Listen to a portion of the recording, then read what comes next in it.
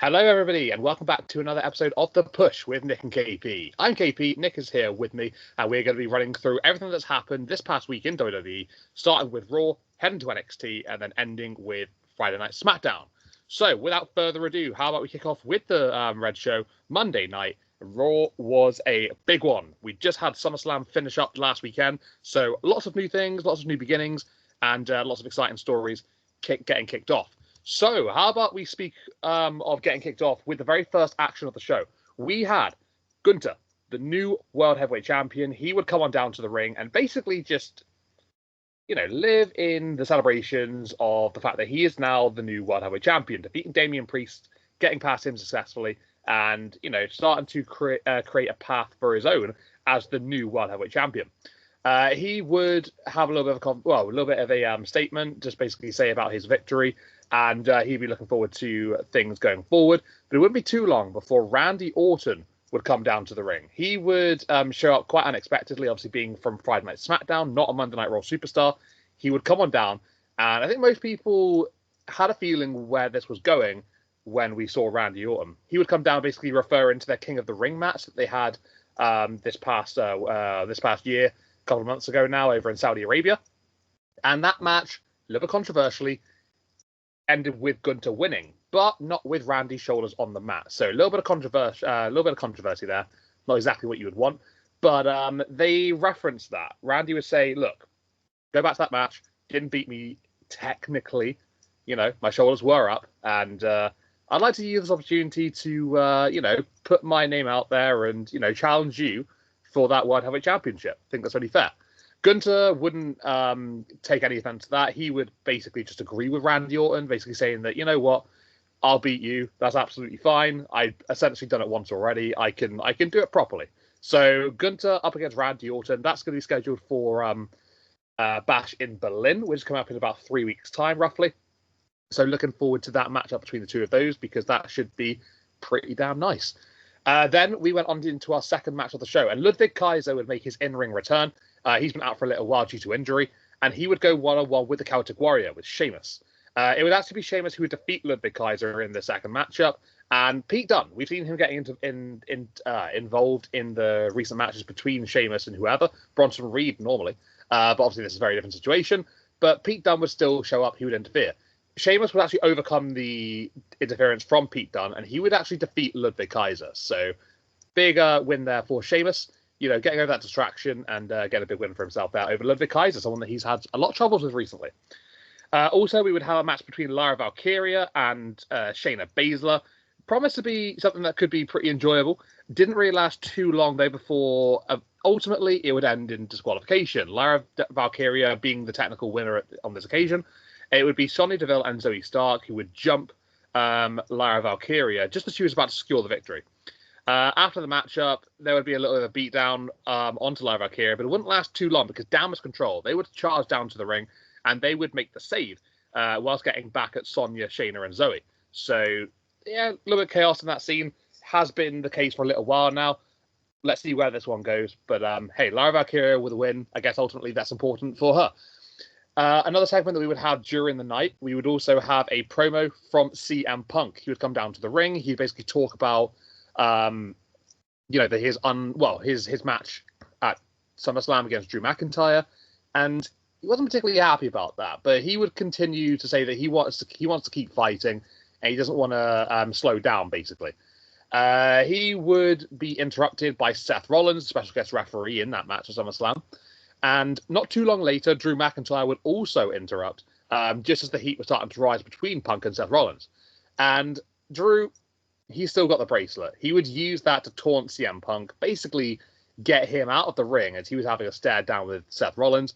And Punk would eventually ignore that stare down and he would charge straight for McIntyre. He'd head up the crowd, basically getting rid of McIntyre, but obviously chasing him in the meantime. But that would leave Seth Rollins in the ring.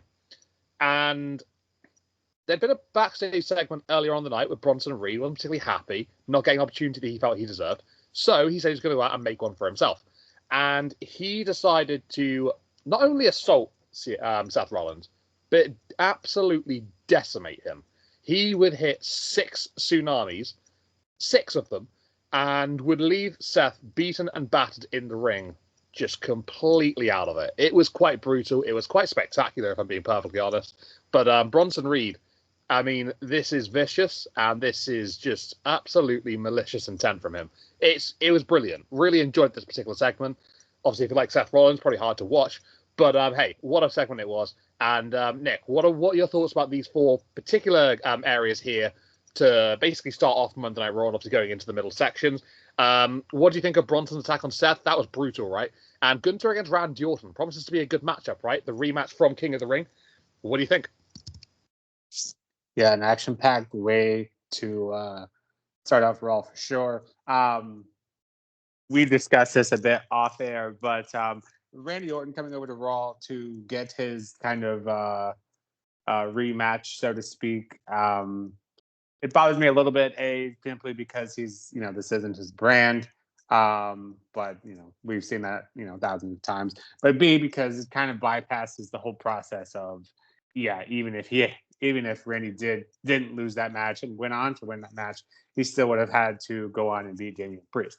But that being said, I do think Randy Orton will be a great first opponent, albeit the winner somewhat obvious. But I think that'll be a great match at Bash of Berlin, and that should be great. The Ludwig versus Sheamus match was good as well. Pete Dunne working overtime on multiple shows. Would love to see that tension just continues to rise. I think, no offense to this match, but I think Pete Dunne and Sheamus will be an absolute banger. So that'll be fun to watch. Damage Control coming in to even the odds. It's starting to get a bit redundant in that I feel like every week we're just seeing kind of replacing a few people here and there, and everything ends in a brawl. At least they're being shown, I guess, is the main takeaway there. And then recently, just finding out that I guess Dakota Kai is now injured, which I was hoping storyline, but apparently is not, and that's a shame because it felt like she just came back, and I think it was an ACL the last time.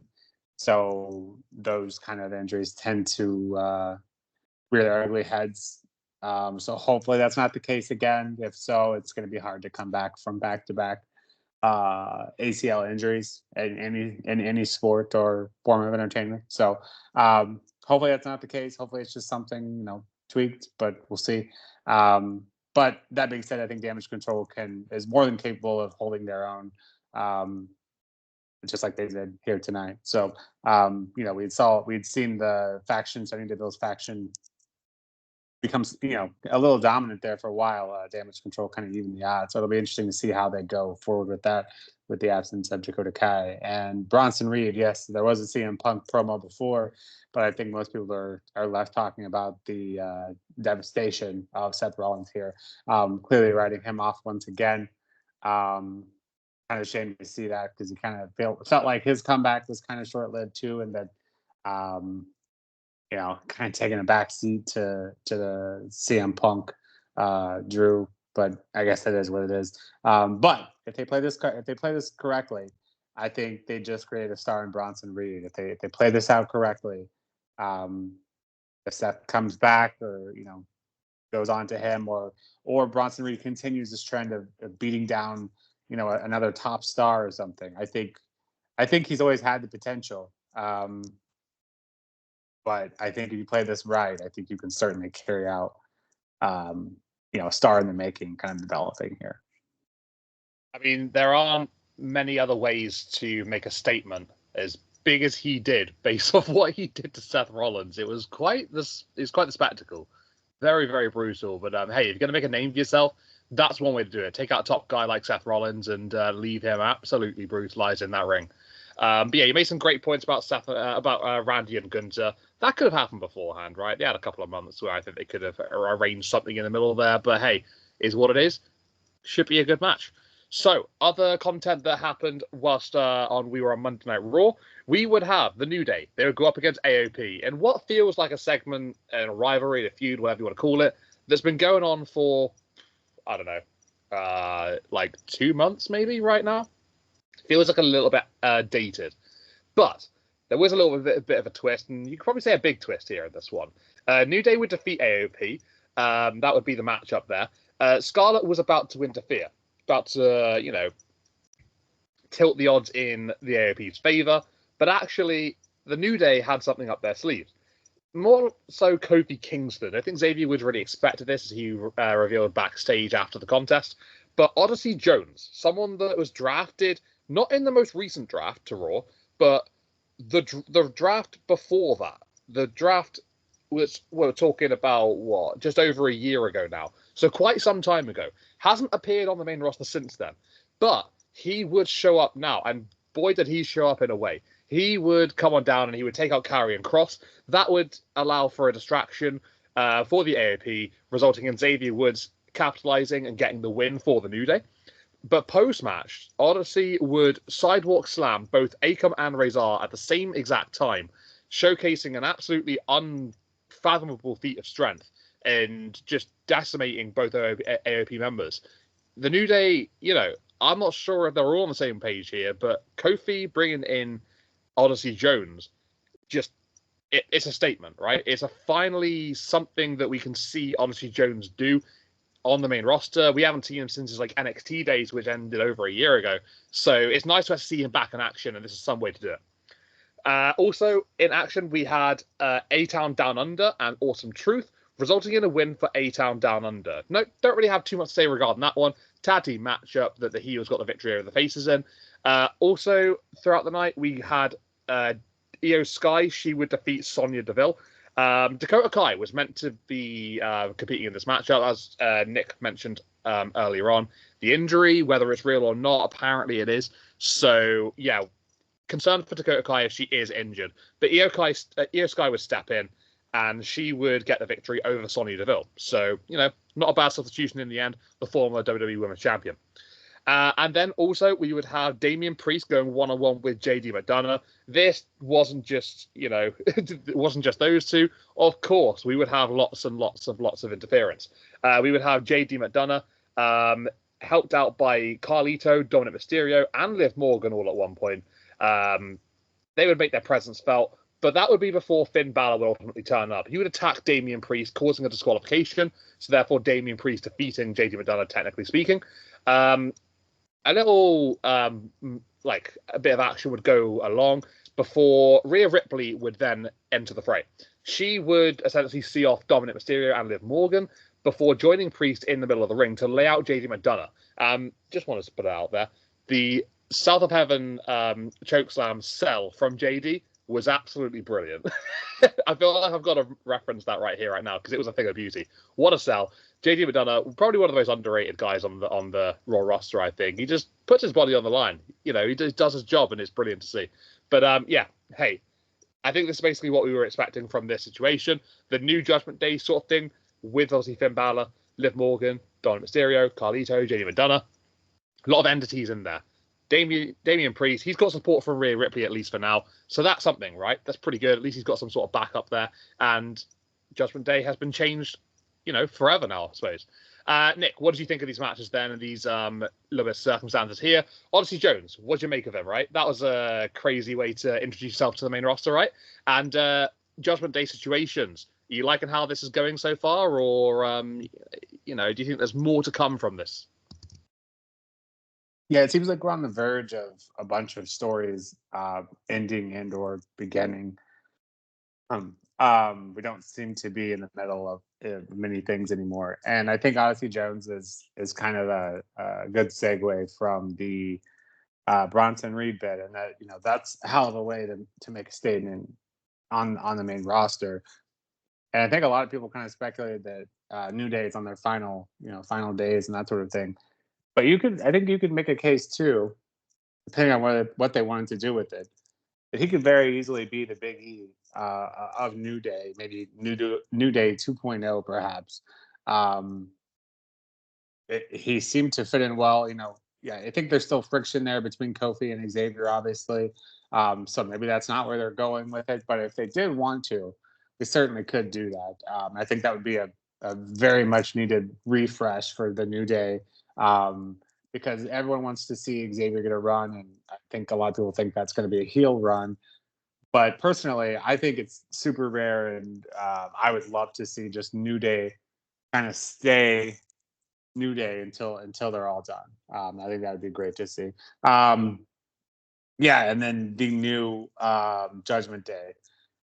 Yeah, that was a pretty cool segment. Seeing them all on the screen there, looked like they were about to cause a lot of trouble for the Raw roster. But you know, I do agree. JD McDonough did a great job of selling there, and I think he is, obviously, trained with Finn Balor, so he's going to have. He's going to be good at what he does. Unfortunately, he hasn't been booked the best to date, but I think he has a bright future. But I think the Judgment Day, they do have their hands full in dealing with just Rhea Ripley and Damian Priest alone. It's going to be interesting how they play that one out. Obviously, Judgment Day has the numbers, but Damian Priest and Rhea Ripley are no pushovers in the slightest. So yeah, it'd be interesting to see where they take these, and it's nice to see some refresh on some of these stories that have grown a bit old. And on that note, one that is still here is A-Town Down Under. I think kind of attested to it by your lack of reaction there. Like, what are we still doing with these? Like, clearly we're on the verge of splitting them up. Just go ahead and do it already. I think they both would benefit tremendously. Every time I think A-Town Down Under are about to split up, they just have another match as if nothing happened. I've stopped expecting it from now on.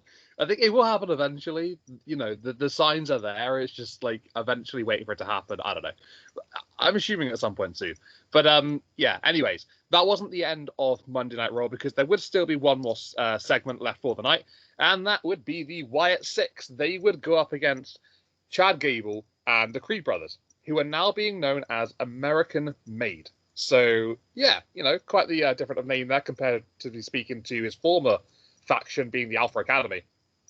Chad Gable would actually say to Otis previously in the night, you know what, keep the name. You guys can say the Alpha Academy because I've got the new group. We're basically go on and do our own things. They would go up against Eric Rowan, Joe Gacy, and Dexter Lumis of the Wyatt Six in the main event of Monday Night Raw. And this went exactly how you would expect it to, right? You'd have your classic heel against face business in parts, but obviously a little bit of creepiness involved here with the Wyatt Six, and it made for a very interesting and unique experience here in that main event. Chad Gable, the Creed brothers, they sort of like rallying in the early to mid stages, but it would get to a point where Joe Gacy would make a hot tag to Eric Rowan. Once that hot tag was made, Eric Rowan would absolutely dismantle. And I say dismantle, he would completely take over, change the entire complexity of the matchup, and he would swing things heavily into the favor of the Wyatt Six. It would be a few minutes later on where Rowan would basically help Dexter Lumis and Joe Gacy secure that victory, and the Wyatt Six would be on top to end Monday Night Raw. For the in-ring debut of these guys, it was always a matter of, not knowing exactly what to expect. And I think what we got on the main event was a nice little introduction to how things are going to work with these guys. Maybe Dexter Lumis and Joe Gacy putting in the graps, wearing down people to begin with, and then bringing in Eric Rowan later on to really just sort of dish out the punishment, to swing things in their favor, and to ultimately, take over just with pure brute strength. And that worked out for them. I think it worked well. There'll be moments where the camera would cut along to Bray Wyatt. There'll be moments where the camera would cut along towards Bo Dallas, Uncle Howdy, whatever you want to call him, and he would be laughing in his chair. You'd have Nikki Cross sat at ringside, watching along the matchup. It was quite the eerie experience, but absolutely the right call here in that main event. Looking forward to where the Wyatt Six go from here on out. I'm assuming they probably won't be done with Chad Gable and the Creed brothers yet, but it's nice to have them with a victory to kick things off. What about you, Nick? What do you think of this main event? How did you like the in-ring debut of the Wyatt Six? Yeah, I think I've addressed before, but my biggest concern with this faction was their in-ring abilities. Maybe thinking the lack thereof. But I will say that this was an incredible debut. I think they did everything right. As you said, having everyone kind of, get tired out of it. And then, the powerhouse come in and take out everyone I think that's a great strategy. The only issue I see with that is, and granted, you could still do this, but how many times are they all three going to be in a tag match? Obviously you can't do that every week. So I think it'll be interesting to see how they kind of go in and out of who represents the Wyatt Six. But yeah, as far as this match and this match alone, that was great to see. I loved the atmosphere. I loved Bo Dallas sitting outside, Uncle Howdy sitting in the rocking chair with Sister Abigail and Nikki Cross in front of him with the fog. This was incredible. This was a great way to start. Certainly no complaints from me for this one. It'll be interesting to see how they kind of interchange going forward. But this was an incredible main event. It's been a while since I feel like I said that. So this was a really good main event, and I think a lot of people were looking forward to this, and it did not disappoint. Yeah, no disappointments from me personally as well. Really enjoyed this main event, and it's great to see the Wyatt Six in action. Okay, guys, so let's head over to NXT, and let's get started with week 2 of the Great American Bash. We would have a number of matches throughout the night, including title matches as well. We'll get into that a little bit in a moment. But first off, we will start the night with Pete Dunne going one-on-one with Trick Williams, a former NXT champion in action, still sort of trying to rally after losing that title pretty recently to Ethan Page. So, Trick Williams, he's obviously had this little bit of interaction with Pete Dunne in the last few weeks. Pete Dunne very eerily sort of, I don't know, like offering advice, but just it's a weird situation. He's sort of been listening to Trick, paying attention to what he's been saying, and then ultimately criticizing him afterwards. Basically saying that he's not thinking straight and he's not doing this, not doing that. It's been a weird sort of situation. But ultimately, Trick Williams, he would eventually get a chance to go up against Pete Dunne in the ring, and Pete Dunne would secure a victory over Trick Williams. So I think this sort of sets the pace now going forward for Trick Williams to ultimately try to figure out where he went wrong, and he'll probably have another match against Pete Dunne to attempt to right the wrongs of this match right here. But yeah, Trick maybe getting lost in the shuffle since losing the NXT title, trying to rally for his place, and basically just trying to figure out what is next for Trick Williams. And ultimately, a defeat against Pete Dunne is not a bad thing because he's a great wrestler. But for somebody who, in Trick's mind, is on that NXT title level, it's a big loss. It's a big loss for him, but it's a huge win for that of Pete Dunne. So yeah, interesting to see where these two men go from here on out. But that would open up the show. We would then go on to Kalani Jordan. She would have the first title match of the night, and she would defend her North American Women's Championship successfully up against Tatum Paxley. I mean, the match was pretty good. This was an opportunity to see Tatum on a bit more of a championship caliber quality here, and she really, really impressed in my opinion. Kalani Jordan, she's obviously spectacular in her own right, but we've seen a lot of Kalani Jordan recently. We haven't seen much of Tatum Paxley, and in my opinion, she's a very, very talented individual. Absolutely deserves to be in these title matches and big storylines on NXT. And to see her sort of like revel in that opportunity up against Kalani was just brilliant. She would have a very evenly contested match with Kalani, just narrowly missing out in the end. Jordan getting the victory and defending her title, but it actually be post-match where Wendy Chu would be around. We've seen the interactions between her and Tatum over the last few weeks, and Wendy would pass a doll to Tatum Paxley.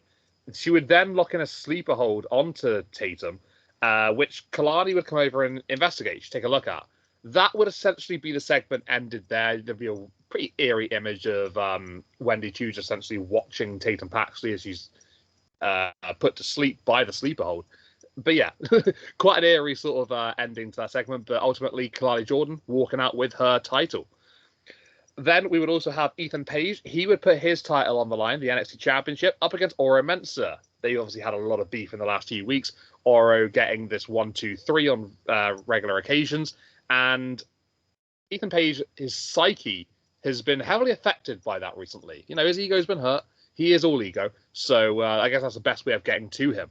But ultimately, when it came down to one-on-one situation here for the NXT title, it would be Ethan Page that would successfully defeat Oro Mensah. After what was a pretty nice matchup, nice to see Oro in that particular position as well. Same, very similar situation to Tatum Paxley. Think he's very, very talented in his own right.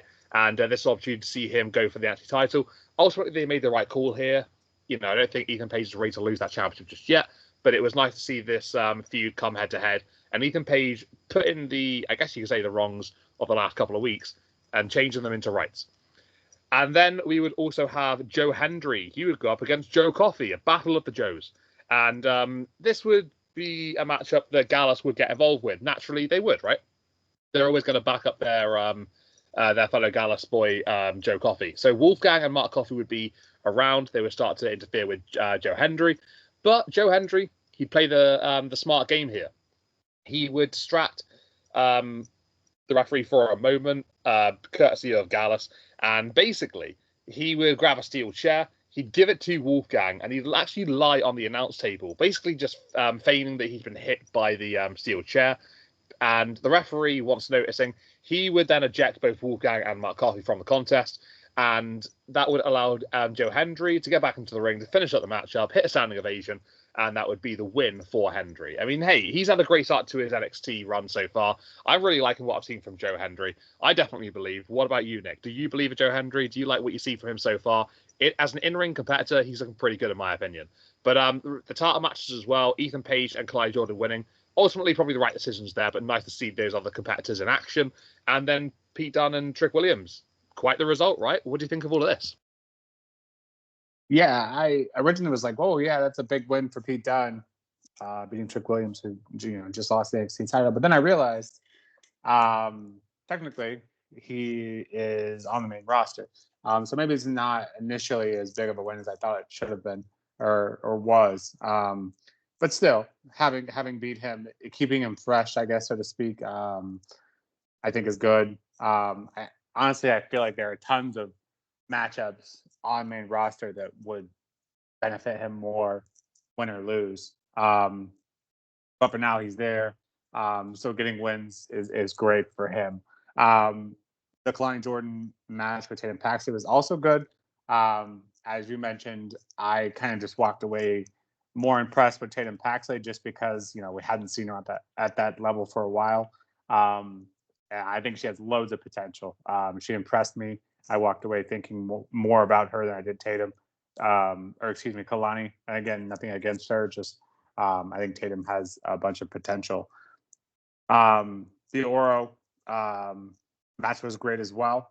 I think that was kind of the expected result. And we'll see it. I think that one probably continue a little bit longer. But we shall see. And Joe Hendry, I believe now. I hadn't seen him in the ring, but now that I have a couple times, I think he certainly is the full package. And kind of addressing recently his intentions to be on both NXT and TNA is great. I think it's only a matter of time for WWE gets him full time and brings him up to main, and I think he'll be a big star. I think you're right. I think he could be a big star. And he's come out saying that he's really enjoying his NXT run recent, and he doesn't want to go anywhere. So I think that's all positives around there, isn't it? If we're going to see a bit more of Joe Hendry, then I'm excited to see that. But yeah, you made some great points about Pete Dunne. He is a main roster star, so I guess you could argue that he should be winning that match up against Trick Williams. But I think, ultimately we're all reacting the same way. That's a shock at first. Okay, so how about we go on to the rest of the action that took place on Great American Bash? And loads more still to cover. We would have a match between Ren Sinclair and Kendall Gray. And quite an interesting stipulation here with this one. We've seen Kendall Gray. No, we haven't. We've seen Ren Sinclair as of recent trying to get into the No Quarter Catch crew. Basically just sort of like stating her claim to be part of the group, the faction. And Charlie Dempsey not really being too keen to get her involved. Obviously having witnessed their antics a number of weeks ago now, disposing of somebody. Maybe the right thing to do, maybe not. But either way, she saw what went down. So, bit of a problem for the NQCC. If Ren Sinclair was to win against Kendall Gray, then she would become a No Quarter Catch crew member. But also, what would happen is Charlie Dempsey, he would earn a Heritage Cup match against Tony D'Angelo, the current NXT Heritage Cup champion. So ultimately, Charlie Dempsey was talked into this by Tony D'Angelo backstage. Quite the weird situation. But ultimately, yeah, he did agree to it. They would go out into the matchup. Ren Sinclair she'd be having a match with Kendall Gray. And it would get a situation where Charlie Dempsey had an opportunity to try and help out Ren Sinclair. He thought twice about it, wasn't too sure whether he wanted it or not. Hesitated and didn't bother going for it. Eventually, during the contest, Ren Sinclair would turn things around in the end, and she would actually secure a victory over Kendall Gray. So that means that Charlie Dempsey, he then gets that Heritage Cup match going forward, probably next week on NXT. I think that's what they said. Can't quite remember that for definite, but ultimately very, very soon, whatever is the case. So, hey, Ren Sinclair, she's now a member of the NQCC, and Charlie Dempsey has an opportunity to get his Heritage Cup back. We'd also have our main event, which would be Axiom and Nathan Fraser. They would defend their NXT Tag Team Championships up against MSK, and that would be during the main event. So in this contest, it would be as high-flying, as energetic, as crazy as you can possibly imagine. You know, when you put these four guys in the ring, Wesley, Zachary Wentz, Axiom, Nathan Fraser, you know, the bodies are going to be flying everywhere. It's all going to be very high-octane, very high-paced, and it's going to be a lot of fun to watch. And that's exactly what this one was. It was a main event for a reason. It was brilliant from start to finish, and it was a great, great contest that ultimately, in the end, saw Nathan Fraser and Axiom get the win. There'd be a little bit of a mix-up in the middle of the matchup where Axiom and Nathan Fraser would actually, they would get their wires crossed. They would come together in a little collision, but they would turn things around and they would ultimately see things through and defeat MSK. That would be quite the shock for me personally. I thought that MSK were going to win this matchup after seeing a lot of back and forth between Nathan Fraser and Axiom, maybe having different priorities in recent weeks. Never really being on the same page, and ultimately, at times, not knowing where the other one is. So I thought this was going to lead to a victory here for MSK, but it did not. I was wrong. And after the matchup, we would see Wesley, Trey Miguel, Zachary Wentz, all in the ring at the same time, basically consoling themselves, having a bit of a hug, and obviously, disappointed that they come up short in the main event. But this is where the big twist came in, because Wesley, he would lay out Trey Miguel with a super kick. Obviously, Zachary Wentz absolutely shocked by that. We know what is going on here. Wesley would then turn around to Zachary and he would low blow his former MSK partner, I guess, current at the time, but obviously former now. And yeah, he would lay out Zachary. He would then deliver a few beatdowns to Zachary and Trey out on the outside, sending Trey into the barricade, knocking that one down. And with a steel steps there for Zachary Wentz, just laying out both members of the Rascals. It was quite the twist at the end of NXT. It was see Wesley standing tall, chorus of boos around the NXT arena. I mean, I was including that one as well. I was booing from my TV. I just did not expect this to happen. Really, really didn't. I thought we were going to have MSK back on top. But hey, we got something teased. Well, not teased. We literally got something reunited for a good old 3 weeks. And that was all she wrote. But hey, what did you think, Nick? What did you think of that main event? Did you agree with Wesley's actions there? Do you think it was the right time? Do you think they could have let it go a little bit longer? And ultimately, Axiom and Nathan Fraser still holding on to those NXT Tag Team titles. Quite a surprise in my opinion. What do you think of all of that?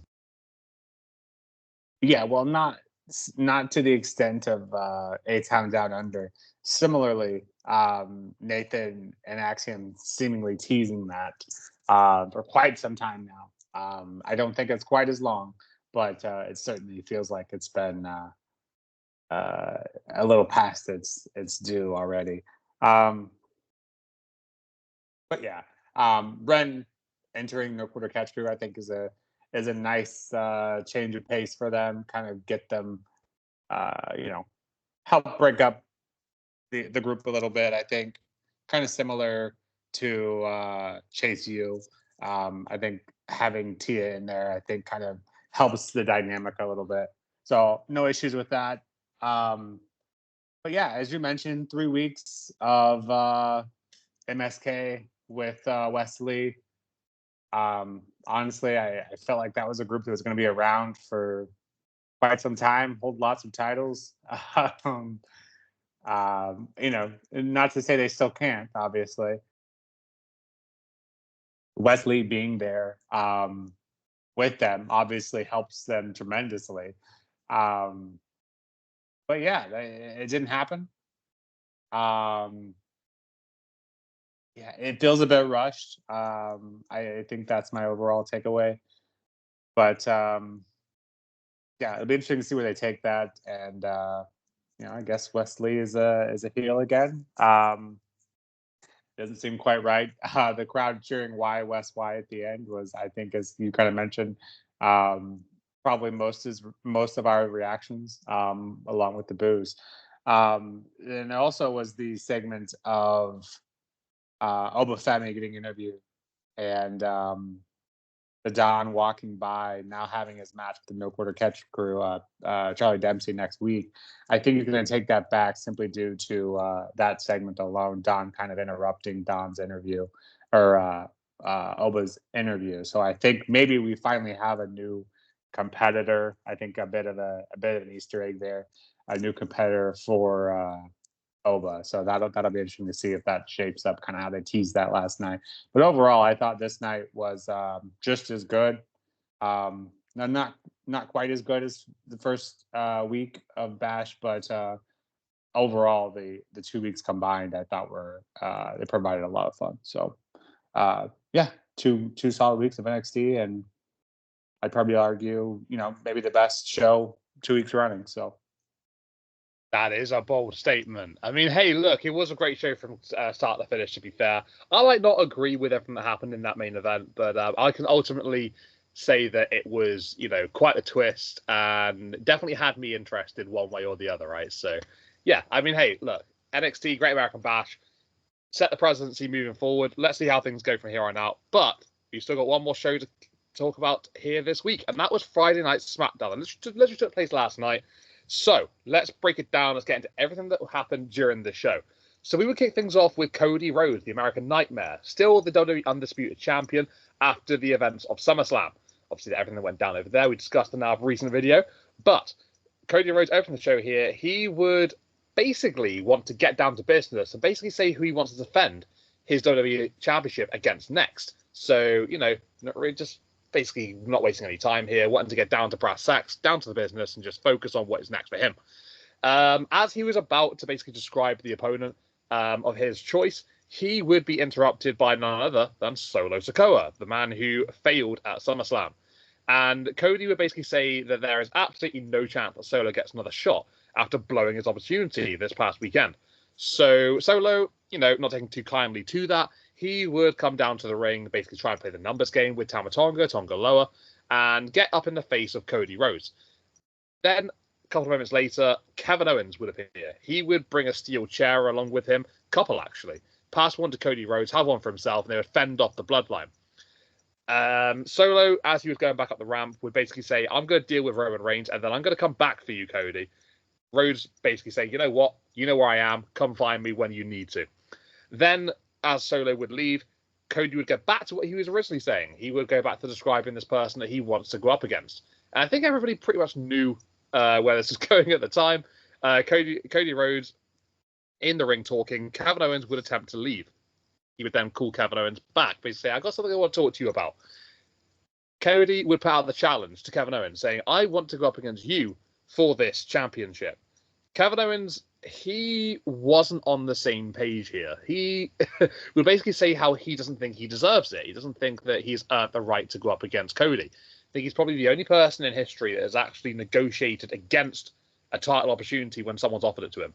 So kind of interesting here, but ultimately it did kind of make sense. Kevin Owens would refer to his win streak win to loss record of the past year, basically say how, he really doesn't deserve this chance. Cody would say, okay, right, well, I'm going to go talk to Nick Aldis, and let's see what he says. Hopefully when I see you next, all I've got to say is I'll see you at Bash of Berlin. So that's exactly what would happen. He would go talk to Nick Aldis. There'll be a backstage segment later on in the show, and Nick would basically go on to say how he thinks Roman Reigns deserves an opportunity. Kevin Owens, I think this is all a bit of mind games from Nick Aldis, would ultimately say, how can you think Roman Reigns is ready? He's just come off of this 4-year reign. There's no way that he's going to get another opportunity. considering, I always had him. Oh, I had him beat on another occasion. So did Cody. So did so many other people. Someone else has to have a chance. Nick Aldis will say, okay, well, how about you then? How about you have an opportunity? A little bit of switcheroo there from Nick Aldis. Quite smart from the SmackDown general manager. Just want to shout out Nick Aldis as well. He's doing an absolutely tremendous job as the GM on SmackDown. Adam Pearce could learn a few lessons from him, in my opinion. But hey, look, Kevin Owens up against Cody Rhodes. Bash in Berlin. Should be a good match. Ultimately, it's an interesting dynamic here. Two faces going at it. Two allies. Two guys who've had their backs, each other's backs for a number of months now.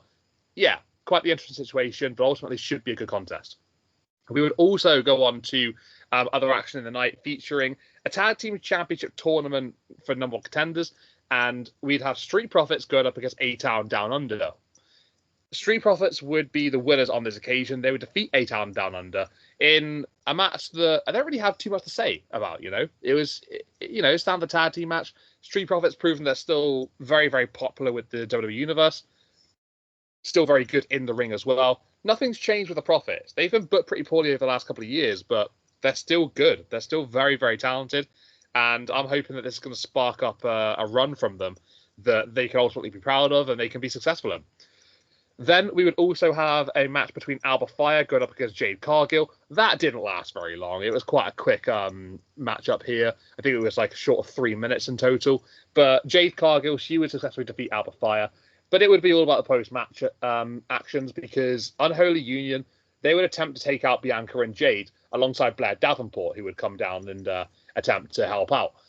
But Naomi, she's had her recent past problems with Blair Davenport. She would come down to the ring, absolutely charging her way down, and she would help out Bianca and Jade, ultimately turning things in the favor of the faces, and they would see off Alba, Isla, and Blair. So closing out that segment there with the three of them standing tall at the end, sending the heels packing, Naomi coming in clutch for Jade and Bianca.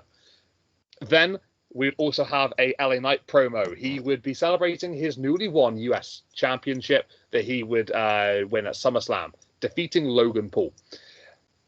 He wouldn't have too long in the ring before Santos Escobar. He's going to have an upcoming match in a couple of moments, but he would come down and basically get in the face of LA Knight. He would go on to say how, he doesn't think that LA Knight is a deserving champion and that he can do a much better job in that position. And he'd actually go on to mock LA Knight's catchphrase. I think he would actually say, Santos Escobar C instead of LA Knight. Yeah. So a little bit of mockery in there as Santos would get in the head of LA Knight and then obviously would have a match just moments later. With the segments here then, going off from the very unique start with Kevin Owens basically trying to downplay his right to challenge Cody Rhodes. Quite interesting, right? I don't think we've ever seen somebody not want a title opportunity when offered it before. So that's quite a shocking scene. Street Profits, maybe getting back into the swing of things here. That's obviously ultimately great for them. And then this Naomi and Blair Davenport situation coming into the Unholy Union. Unholy Union, Jade Cargill and Bianca Belair situation. And that's been pretty much, telegraphed the last few weeks. What did you think about that opening segment, though? That ultimately, quite the interesting situation there, right? Yeah, first I want to give a shout out to the Tulsa, Oklahoma crowd. They were loud for everyone, heels and faces, boos and cheers appropriately. But yeah, they were great. The Cody Rhodes segment kind of had a high and low for me. Low in that I saw the bloodline, the new bloodline coming out, and I was like, really, really kind of hoped we were done with this. And maybe we still aren't, but kind of thought that was leading to a rematch there. But thankfully, the American Nightmare challenges out KO, which I think will be a much better match. Back to his fighting top talent in WWE tends to work well for him, so I think that'll be good. And I don't know about you, KP, but KO loves to turn heel, and it's been a while, so maybe that's what we're going with here, and hopefully so. I love KO in all aspects, but like most, especially KO, makes a much greater heel. Street Profits getting back in the win column is great to see. They had that bit of an awkward, I guess, split with Bobby Lashley. So it's good to see them kind of back, not really losing a step there. B-Fab getting some mic time. I think she's great at what she does. And from a little I've seen from her in ring, I think she does have potential maybe one day. We'll see. But anyways, Street Profits getting a win there, I think makes sense. A10 Down Under working double time this week as well. As you mentioned, the women's kind of 3 versus 3. I think we all don't think that really surprised anyone. The dynamic there is weird, with Unholy Union being the heels and almost seemingly never getting the best of the situation. Look at the faces they're challenging with Bianca and Jade. It's hard to make that make sense, but here we are. The Santos promo was LA Knight promo. I think was really good. I think Santos is underrated on the mic, and obviously good in the ring as well. But we can see, clearly we're going to see more of that. But I'll let you go into that with the next slide and can talk more about that match. But I thought that promo was great. LA Knight obviously is going to beat him on the mic, but I think Santos kind of held his own there too. So an interesting promo segment followed by arguably even better match. So yeah, I'm in agreement with you. I really do rate Santos Escobar. I think he's absolutely brilliant. I think he's definitely underrated. I would love to see him in more high-profile situations like this with LA Knight. I think it's perfect for him. And we'll talk about a little bit more of that in a moment. But I agree with you. Kevin Owens, turning heel, he does like doing that when ultimately somebody trusts him very, very much. So this could be a situation where he does that. And to have him go into this matchup, obviously as a face, not thinking he deserves it, he could turn this as an opportunity where he just completely goes for it and, he lays out Cody, maybe when Cody doesn't expect it. And turning heel Kevin Owens, I think it'll be absolutely wonderful for him. We haven't seen it in a while. I think he ultimately does his best work as a heel. So definitely hyped for that if it does take place. So going back to that Santos and LA Knight situation, we would have the next segment be a number 1 contenders match for LA Knight's United States Championship. And this would be Andrade going one-on-one with Santos Escobar. This match had a lot going on. Ultimately, you got 2 very talented individuals in the ring. Andrade coming off of some very, very good form recently since coming back into the company. Don't actually recall him losing a one-on-one matchup since he's been back. But this would be the time where he would. And it wouldn't be without its shenanigans, its controversy, because we would have a situation with Angel and Berto, Legada, Fantasma, compatriots of Santos Escobar. They would be neutralized by Apollo Crews and Baron Corbin at one point. So they would come on down to the ring. They would get rid of them. They'd fight into the crowd, and ultimately we wouldn't see them again for the rest of the match. Elektra Lopez obviously still there on the outside. She would eventually play her part in the latter stages, but just after Carmelo Hayes would come on down and make his presence known, he would ultimately get in the face of Andrade on one situation, and basically just play in the favor of Santos Escobar. Wouldn't get the win at that point, though. The match would continue. We've obviously seen some recent back and forth between Andrade and Melo, with Andrade winning a couple of one-on-one matches against him in recent weeks. But Melo obviously still not particularly happy about that, still wanting to get up in the face and up in the grill of Andrade. Then there'll be a situation later on where Elektra Lopez would provide a distraction. Carmelo Hayes, as Escobar was in the corner, Andrade going for that Meteora, as he famously does, sliding into the corner. Melo would move Santos out the way, and that would allow Santos to take advantage of Andrade with a roll-up and get the victory. 1, 2, 3. He becomes the number 1 contender for the United States Championship. I think this was a great matchup between the two of them. Andrade's ultimately very, very, very, very talented. He's had a great match since coming back into the company. We've seen that against Melo. I think he had a pretty good showing here against Escobar as well. And it was nice to see Santos, get a big victory. First time in a while for him. We mentioned that a minute ago where, we both think he's quite underrated. And this was obviously a very good win for him. He gets to challenge LA Knight going forward for that United States Championship.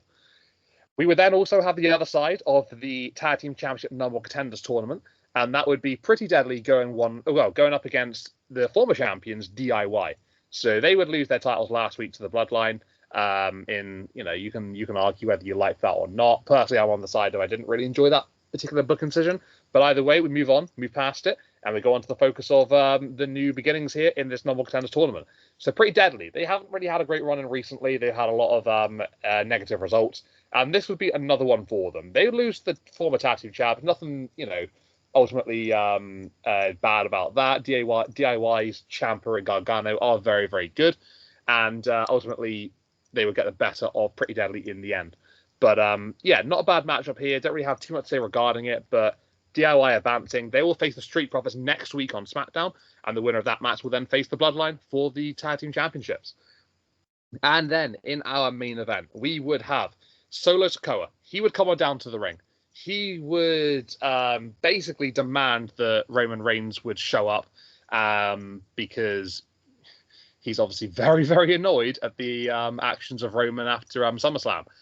Roman would eventually show. He would come on down and he would lay waste to both Tonga Loa and Tama Tonga pretty swiftly, pretty quickly. That would lead to a stare down in the ring between Roman Reigns and Solo Sikoa, ending with Roman hitting a Superman punch, going for a big spear.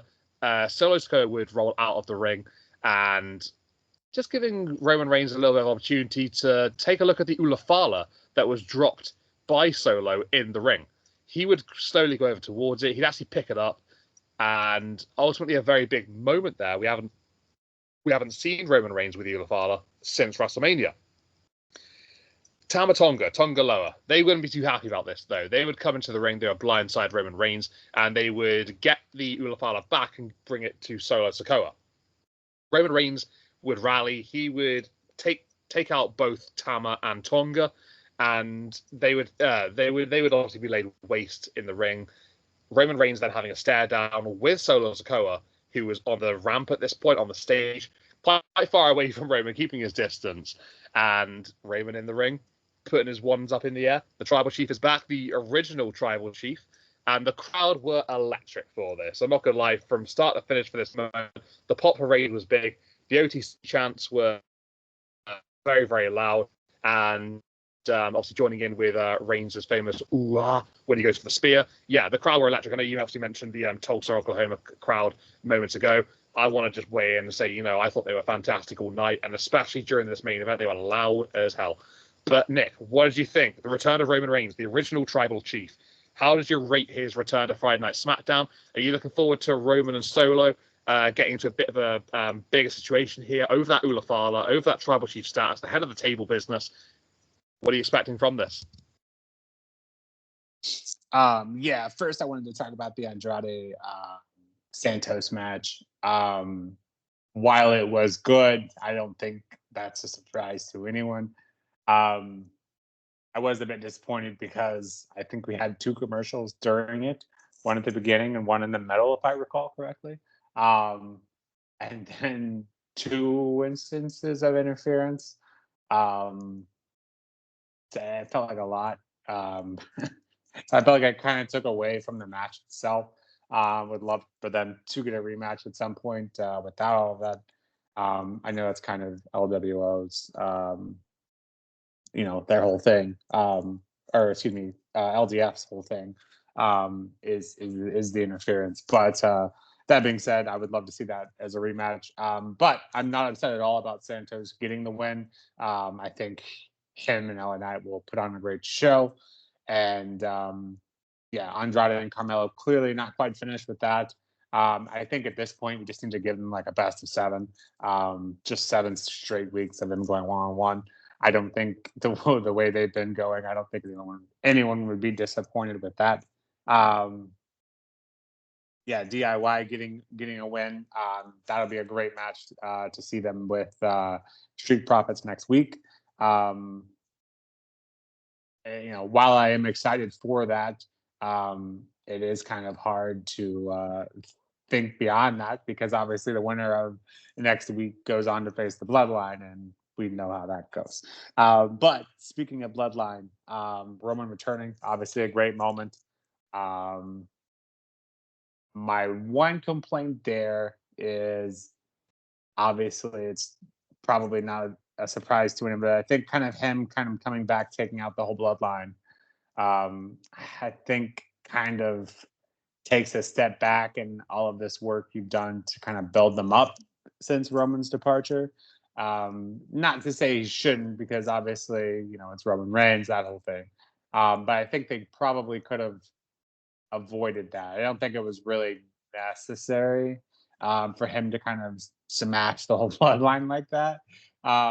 Because, when he inevitably leaves, whether that's, 6 months from now or a year from now, whenever, I think it kind of makes like the last however long building up this new bloodline. I think it kind of moved to that point just a bit.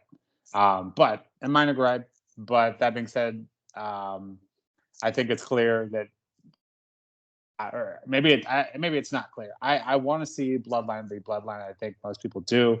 We can put that off to Survivor Series. I think that'd be great. Maybe in the meantime, do we get a Roman versus Solo match, or is that curious what your thoughts are on that? Is that too big for anything other than like a Mania? I don't know. I don't know what we do in the meantime, if that is our end game here. What are your thoughts on that, KP, as far as where the story's going? But yeah, overall, I thought it was a pretty good SmackDown.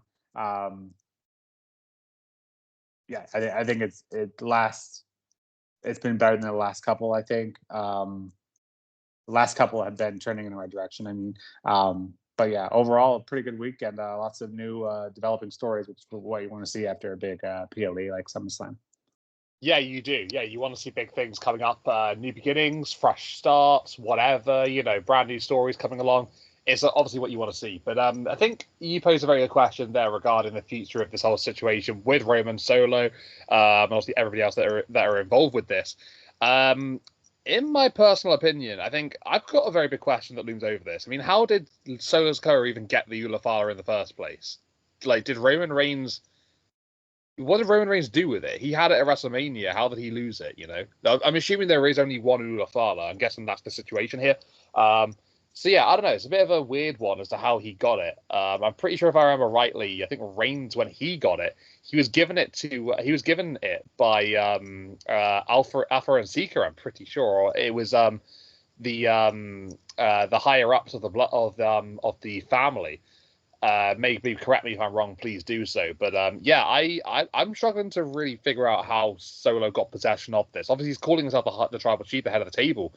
But I mean, under what right exactly? So I think there may be like an underlying thing here.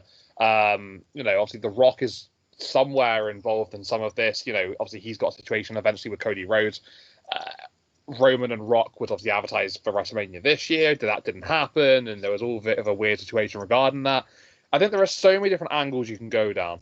For me personally, I think I'd want to see Roman Reigns go after Solo and just, knock him down a peg, put him down a level, ultimately get the victory there over him. But I think it's bigger than that. I just don't think that's a big enough match to, to really go for. I think it has to be some sort of bigger spectacle, really. If you're going to have like family versus family in the bloodline, like a civil war type situation like we did beforehand, I mean, that wouldn't be such a bad thing. I'd quite enjoy something along those lines. Obviously, it's very, very different now as to what it was back then. But that could be one avenue they go down. So, yeah, you pose a very good question. I'm not really too sure what the future does lie for this whole situation, but some sort of civil war, some sort of explanation over the Ulafala. I think that would be ultimately what I want to see personally from all of this. But yeah, a very big matchup, possibly at Survivor Series, War Games, who knows? But WrestleMania obviously is quite a while away.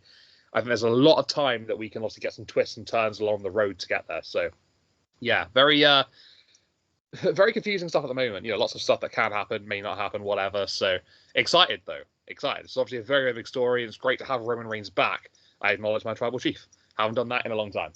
So, guys, this has been the push with Nick and KP. We've gone through Raw, we've gone through SmackDown, we've gone through NXT. What have you all thought of everything that we've gone through here today? Did you agree with ultimately what we've described things as? Are you happy to see how things are going in the company at the moment in terms of all the weekly shows?